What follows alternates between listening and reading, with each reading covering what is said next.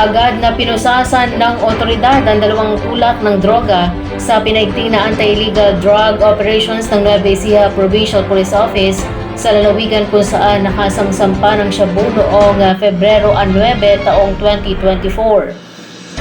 Ayon kay Police Colonel Richard V. Caballero, Provincial Director NEPO, dalawang drug suspect ang nahuli sa magkahiwalay na anti-illegal drug bypass operations na inilunsad ng mga operatiba ng Piñaranda Municipal Police Station at HN Municipal Police Station.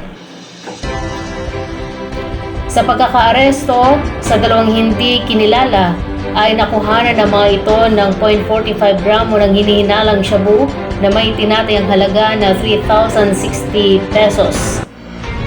Sasampahan ang mga suspek ng paglabag sa Republic Act 9165 o Comprehensive Dangerous Drugs Act of 2002.